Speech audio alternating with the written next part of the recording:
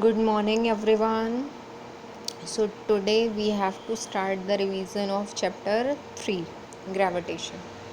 Okay, so in this chapter Gravitation, as you know, I have told you earlier कि सबसे पहले आपको क्या करना था कि जितने भी इसके फॉर्मूले हैं उनकी प्रैक्टिस करनी है फॉर्मूलों को, क्योंकि इसमें बहुत ज़्यादा फॉर्मूले नहीं हैं।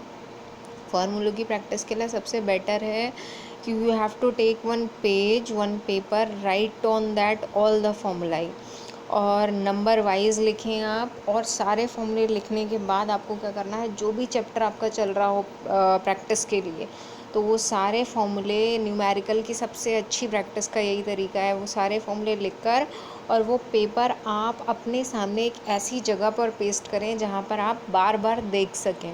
ठीक है, तो अगर आप उस पेपर की दिन में 5 टाइम्स भी प्रैक्टिस करते हैं तो न्यूमेरिकल के लिए फॉर्मूले बहुत अच्छी तरह से आपको याद हो जाएंगे और बाद में जब आप रिवाइज करेंगे तब इतनी प्रॉब्लम भी नहीं होगी। तो now start the revision in this way, आपको ऐसे करना है। ठीक है, तो ग्रेविटेशन बहुत बड़ा चैप्टर नहीं है, छोटा है, लेकिन इससे भी न्यूमेरिकल्स आते हैं, इससे 5 मार्क्स के क्वेश्चन भी आते हैं। तो यहाँ पर मैंने किया है, मैंने यहाँ पर वेटेज वाइज ही क्वेश्चन स्टार्ट किए हैं। जैसे आपका ये प्रैक्टिस सेट 1 है, सबसे पहले तो आपको नंबर लिखना है प्रैक्टिस सेट का। आगे जितने भी ग्रेविटेशन में प्रैक्टिस सेट्स आएंगे सबको आपको नंबर वाइज लिखते जाना है। ठीक है, दूसरी बात है, इस प्रैक्टिस सेट में आपके सबसे पहले ये जो है ना, आप हेडिंग भी लिख दीजिएगा, very short answer type questions हैं। ठीक है, तो very short answer type questions, ये हेडिंग आपको लिखना है। उसके बाद आपको क्वेश्चन से स्टार्ट करना है। उसके बाद जब ये वेरी शॉर्ट आंसर हम फिनिश कर लेंगे, 1 लाइन आंसर है ये, उसके बाद हम 2 मार्क्स वाले, 3 मार्क्स वाले और 5 मार्क्स वाले प्रैक्टिस करेंगे।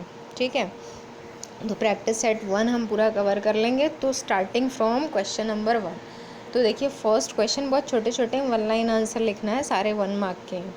तो इसमें क्वेश्चन 1 दे रखा है, what will happen to the gravitational force between two bodies if the masses of one body is doubled. तो देखिए अब यहाँ रिलेशन यानी कि फार्मूले के बिना काम नहीं चलेगा, और फार्मूला आपको ऑलरेडी पता है, तो बहुत अच्छी तरह से रिवीजन करते जाएंगे। तो ग्रेविटेशनल फोर्स का फॉर्मूला क्या होता है, तो सबसे पहला जो न्यूटन ने यूनिवर्सल लॉ ऑफ ग्रेविटेशन बनाया था, उससे जो हमारा ग्रेविटेशनल फोर्स का फॉर्मूला बना था, that was Gm1m2 upon R square. और इसके लिए एक डायग्राम आपको याद होगा, डायग्राम किस तरह का था कि उसमें 2 बॉडीज़ थी, दोनों बॉडीज़ में एक का मास m1 था, एक का मास m2 था, और दोनों के बीच की जो सेपरेशन थी उसको हम r लिखते थे।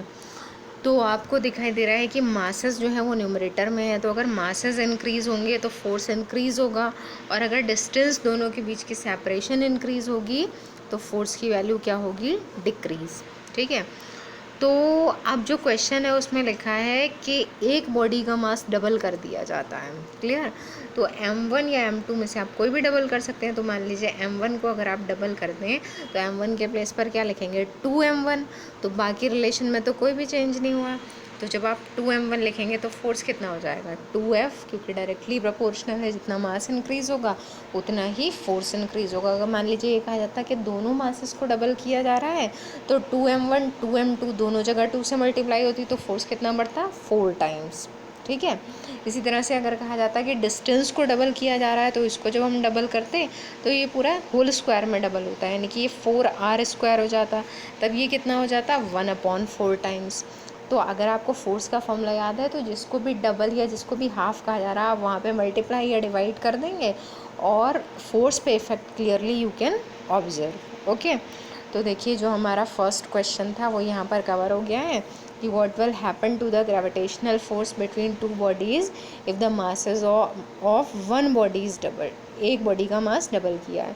अब आपको क्या करना है, अब आपको प्रॉपरली आंसर लिखना है। इसमें सबसे पहले आप लिखेंगे we know the formula of gravitational force, फिर आप एफ का फॉर्मूला लिखेंगे, फिर लिखेंगे here m1 is equal to 2m1। ठीक है, और फिर m1 की वैल्यू यानी कि 2m1 फॉर्मूले में पुट कर देंगे, फिर लास्ट में लिखेंगे hence the value of gravitational force is doubled. आपको आंसर डायरेक्ट नहीं लिखना है, हर एक स्टेप को, भले ही 1 लाइन में आ रहा है, क्योंकि कभी कभी जितना आंसर नीडेड होता है उतना ही आंसर आपको देना है। ठीक है, चाहे कितने भी मार्क्स में क्वेश्चन दे रखा हो। तो it is a kind of numerical answer, आपको ऐसे ही लिखना है। अब आते हैं क्वेश्चन नंबर 2 पर। तो देखिए सेकंड क्वेश्चन में दे रखा है why is G called the universal gravitational constant. ये वन लाइन आंसर है। तो मैंने आपको बताया भी था चैप्टर के स्टार्टिंग में कि जी जो कैपिटल जी जो अभी फॉर्मूले में आया है उसको यूनिवर्सल ग्रेविटेशनल कांस्टेंट क्यों कहा जाता है। तो कैपिटल जी की वैल्यू जो है वो कितनी होती है पता आपको। कैपिटल जी की वैल्यू है 6.7 इंटू 10⁻⁻11। यही कुछ चीज़ें हैं जो स्टार्टिंग से पता होना चाहिए चैप्टर के बारे में। तो इतनी वैल्यू है। इसकी यूनिट कितनी होती है, इसकी यूनिट है न्यूटन मीटर स्क्वायर पर केजी स्क्वायर। तो ये वैल्यू यानी कि यूनिट या फिर ये न्यूमरल वैल्यू कहीं भी नहीं बदलती है। आप किसी भी प्लैनेट पे चले जाएं, अर्थ पे हैं, अर्थ के अलावा मून पे चले जाते हैं, मार्स पे चले जाते हैं, किसी भी प्लैनेट पे चले जाएं, यूनिवर्स में कहीं भी हों तो जी की वैल्यू में कोई भी चेंज नहीं होगा। तो यूनिवर्सल का मतलब पूरे यूनिवर्स में क्या है, ये कांस्टेंट सेम है, ये वैल्यू कहीं नहीं बदल रही है। तो बिकॉज अब इसके आंसर में आपको लिखना होगा बिकॉज द वैल्यू ऑफ जी, और उसमें वैल्यू भी बतानी पड़ेगी। तो ये पूरा आप लिखेंगे, यूनिट भी लिखेंगे इसकी। Because the value of G is constant everywhere in universe, that's why G is called universal gravitational constant. Okay, फिर आते हैं क्वेश्चन नंबर 3 पर। Who formulated the universal law of gravitation. ये भी आपको वन लाइन में लिखना है। किसने बनाया था यूनिवर्सल लॉ, तो आपको पता है कहा जाता है Newton's universal law of gravitation. उसमें आप लिखेंगे कि sir Isaac Newton formulated the universal law of gravitation. ऐसा नहीं है कि आप आंसर में डायरेक्ट लिख देंगे न्यूटन। इस बार मैंने मार्क्स दे दिए हैं, लेकिन नेक्स्ट टाइम जब भी वो एग्ज़ाम होता है और अगर वन लाइन आंसर में वन वर्ड आंसर मुझे मिला, then I will cut the half mark. Okay, तो कैसे आंसर लिखना है इसको मैंने कई बार आपको एक्सप्लेन किया है, आप वैसे ही आंसर लिखेंगे। ओके, तो ये हमारा क्वेश्चन नंबर 3 कंप्लीट हो चुका है। Now coming to question number 4, how is gravitation different from gravity. ये भी एक्सप्लेन हुआ था, इसका आंसर भी आपको कैसे लिखना है, जितना बड़ा आंसर है उतना ही लिखना है। जहाँ पर जितना आंसर नीडेड है उसमें आप मार्क्स नहीं देखेंगे कि छोटा करके कैसे लिखना है। तो मैंने आपको क्या बताया था कि gravitation is the attraction between any two bodies in nature, और gravity is the attraction between earth and any body. इतना बड़ा आंसर आपको इसमें लिखना है, ठीक है। फिर आते हैं 5th क्वेश्चन पर। What does a small value of G indicate. तो आपको पता है अभी मैंने जी की वैल्यू आपको बताई थी। जी की वैल्यू बहुत छोटी होती है क्योंकि उसमें 10⁻⁻11 है। तो जी की इतनी छोटी वैल्यू क्या इंडिकेट करती है, क्या बताती है। तो जी की इतनी छोटी वैल्यू का मतलब है यहाँ पर कि जो ग्रेविटेशन, जो अट्रैक्शन होता है दो बॉडीज़ के बीच में, अर्थ पे या किसी भी जगह पे दो बॉडीज़ के बीच का जो अट्रैक्शन होता है वो बहुत स्मॉल होता है in comparison to the attraction between earth and any body. एक एग्जांपल मैंने आपको दिया था कि जितनी भी चीज़ें हैं, जैसे टेबल है उसके साथ में एक और टेबल रखी है, तो ये टेबल के बीच में कौन सा फोर्स लग रहा है, ग्रेविटेशन। तो ये एक दूसरे की तरफ अट्रैक्ट क्यों नहीं हो जाती हैं, क्योंकि ये जो फोर्स है यहाँ ग्रेविटेशन, इसकी वैल्यू बहुत कम है किसके कंपैरिजन में, जो अर्थ के साथ इन दोनों का अट्रैक्शन है। तो इसकी वैल्यू कम क्यों होती है, क्योंकि इसके फॉर्मूले में capital G m1 m2/r² capital G आता है, और कैपिटल जी की वैल्यू ऑलरेडी स्मॉल है। और इसके फॉर्मूले में क्या आता है, स्मॉल जी, क्योंकि इसका फॉर्मूला होता है F=mg, उसकी वैल्यू बड़ी होती है, ठीक है। तो इसका मतलब इसका आंसर अब आप कैसे लिखेंगे 1 मार्क में, तो इसका आंसर आप ये लिखेंगे कि here the value of G indicate that the attraction between two bodies on earth is very weak in comparison to the force of gravity. Okay, फिर क्वेश्चन नंबर 6 आता है आपका, at what place on the earth surface is the weight of body maximum. तो earth का shape कैसा होता है ये भी मैंने आपको बताया था। अर्थ का शेप है एलिप्टिकल। एलिप्टिकल का मतलब ये दो तरह की रेडियस बनती है। ये वाले जो रीजन्स हैं ये कहलाते हैं इक्वेटर्स, और ये जो है ये कहलाते हैं पोल्स। तो ग्रेविटी की वैल्यू कहाँ ज़्यादा होती है आपको पता है। ग्रेविटी के लिए एक फॉर्मूला बताया था, कैपिटल G/m/r²। इन सब का डेरिवेशन 11th क्लास में है, लेकिन 9th में इनकी नीड होती है। तो आप देख रहे हैं जी और आर में इन्वर्स रिलेशन है, यानी कि जहाँ पर रेडियस ज़्यादा है वहाँ पर ग्रेविटी कम होगी। तो ग्रेविटी कम कहाँ होगी, इक्वेटर्स पे, यहाँ पे ग्रेविटी लेस है, और पोल्स पे ग्रेविटी कैसी है, हाई। तो वेट की वैल्यू, तो मैक्सिमम कहाँ होगा, उसके लिए आपने देखा कि वेट मैक्सिमम किन कंडीशन में होता है, जहाँ पर ग्रेविटी की वैल्यू हाई होगी, यानी कि वेट मैक्सिमम कहाँ होगा, पोल्स पर, ठीक है। तो याद रखिएगा जो पोल्स होते हैं उन पर वेट कैसा होता है, मैक्सिमम। इसी का एक अपोजिट क्वेश्चन है कि eight what place on the earth surface the weight of the body is minimum. तो कहाँ पर मिनिमम होता है वेट, इक्वेटर्स पे, ठीक है। ये 2 पॉइंट्स आपको याद रखना है, मैक्सिमम कहाँ होगा, पोल्स पर, मिनिमम कहाँ होगा, इक्वेटर्स पर। उसके बाद आता है आपका question number 8। If the mass of a body is 9.8 kg on earth, what would be its mass on the moon. तो आपको पता है कि मास जो है वो यूनिवर्सल कांस्टेंट है, मास कभी चेंज नहीं होता है। वेट जो है, वेट के फॉर्मूले में आता है W is equal to mg, यानी कि वेट स्मॉल g पे डिपेंड करता है, और स्मॉल g हर एक प्लैनेट के लिए कैसी है, अलग, डिफरेंट वैल्यू है, लेकिन मास की वैल्यू हर एक प्लैनेट पर हर एक जगह सेम है। तो मास किसी बॉडी का अगर 9.8 kg है अर्थ पर, तो उसका इतना ही मास रहेगा मून पर, ओके। तो same masses will be there on the moon, that is 9.8 kg, okay.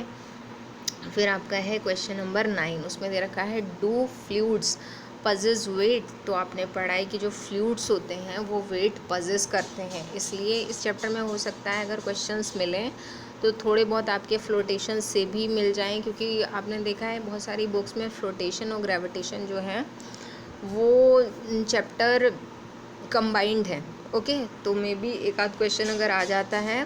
Question 9 है डू फ्लूइड्स पजेस वेट। तो फ्लूइड्स वेट पजेस करते हैं, क्योंकि फ्लूइड्स जो होते हैं वो जिस वेसल में रखे जाते हैं उसकी वॉल्स पर प्रेशर और फोर्स दोनों एक्सर्ट करते हैं, तो इसका मतलब उनके पास वेट होता है, ठीक है। उसके बाद क्वेश्चन नंबर 10 है आपका why can one jump higher on the surface of the moon that on the earth. तो कोई भी पर्सन मून की सरफेस पे हाई जंप क्यों कर सकता है इन कंपैरिजन टू अर्थ। तो पर्सन मून की सरफेस पे हाई जंप इसलिए कर सकता है क्योंकि आपको पता है कि ग्रेविटी की वैल्यू मून की सरफेस पे कम है, और अर्थ के कंपैरिजन में मून पे कितनी ग्रेविटी है, 1/6। तो आप आंसर में लिखेंगे because the value of gravity on the surface of moon is 1/6 of its value on earth, so that's why the person can jump higher on moon। दूसरा नेक्स्ट 11th क्वेश्चन है define the standard kilogram. तो standard kilogram ये एक बहुत different question है, high level का भी है, बहुत कम पूछा जाता है, लेकिन इसमें दे रखा है स्टैंडर्ड किलोग्राम का मतलब जो मास है उसको मेज़र करने के लिए एक स्टैंडर्ड बनाया गया। वो स्टैंडर्ड कहाँ पर किस जगह पे मेज़र किया जाता है, तो फ्रांस के पेरिस सिटी में एक प्लेटिनम एलॉय का एक ब्लॉक होता है, ठीक है। उसका जो मेज़रमेंट है वो माना जाता है स्टैंडर्ड किलोग्राम। तो इसके आंसर में आप लिख भी सकते हैं कि the standard kilogram is the mass of N alloy platinum, mass of N alloy that is made of platinum, okay. Platinum block भी लिख सकते हैं, and it is measured in the Paris of France, okay. तो ये question वैसे related नहीं है syllabus से, लेकिन फिर भी अगर आप नॉलेज के लिए लिखना चाहें तो यू कैन राइट, ओके। फिर क्वेश्चन नंबर 12 पर हम आते हैं। क्वेश्चन नंबर 12 में आप देख रहे हैं if the earth attracts two objects with equal force can we say that their masses must be equal. अगर अर्थ दो बॉडीज़ को एक ही फोर्स से अट्रैक्ट करती है तो इसका मतलब दोनों के मास भी इक्वल होना चाहिए। तो देख लेते हैं एक बार अर्थ के फोर्स का फॉर्मूला। अर्थ फोर्स जो लगाती है वो होता है mg। तो दोनों के मास, क्योंकि अर्थ के लिए जो gravity acceleration due to gravity है उसकी वैल्यू अर्थ के लिए सेम है, 9.8 मीटर पर सेकेंड स्क्वायर का एक्सेलरेशन ही लगता है। तो इसका मतलब अगर फोर्स सेम हो तो यहाँ पर जो मास होता है बॉडी का मास है, ठीक है, स्मॉल m लिखा जाता है। तो इसके लिए ज़रूरी है कि दोनों ऑब्जेक्ट्स के मास भी सेम हो। तो इसके आंसर में आप लिखेंगे yes because the formula of force of attraction of earth is this one, okay. उसके बाद क्वेश्चन नंबर 13 आपका आता है is weight a force. Weight क्या एक फोर्स होता है, तो येस, क्योंकि वेट का भी तो यही फॉर्मूला होता है W is equal to mg। तो because weight has the same formula as force, so it's a force. उसके बाद ये भी लिख सकते हैं आप weight is the force acting in vertically downward direction. 14 question है इसके बाद आपका what keeps the moon in a uniform circular motion around the earth. तो आपको पता है मून जो है वो अर्थ के अराउंड इस तरह का सर्कुलर मोशन क्यों करता है, तो उसका रीज़न क्या है, because the gravitational attraction between the earth and the moon gives the necessary centripetal force. एक मैंने आपको फोर्स बताया था, सेंट्रीपिटल फोर्स का मतलब ऐसा फोर्स जो सेंटर से लगता है बॉडी पे रेवोल्यूशन के लिए। तो because the moon gets necessary centripetal force from the gravitational force या gravitational attraction between earth and moon. Okay, तो ये हो गया आपका 14 क्वेश्चन। फिर है आपका 15, when a body is dropped from a height what is the initial velocity. तो किसी हाइट से नीचे आने वाली बॉडी की इनिशियल वेलोसिटी क्या होती है? 0।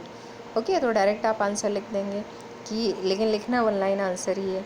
फिर 16 क्वेश्चन है, when a body is thrown vertically upwards, body ऊपर फेंकी जाती है तो उसकी फाइनल वेलोसिटी ये भी 0 है। Okay, so now the work is done up to this 17 question से हम नेक्स्ट रन से स्टार्ट करेंगे। Okay, thank you.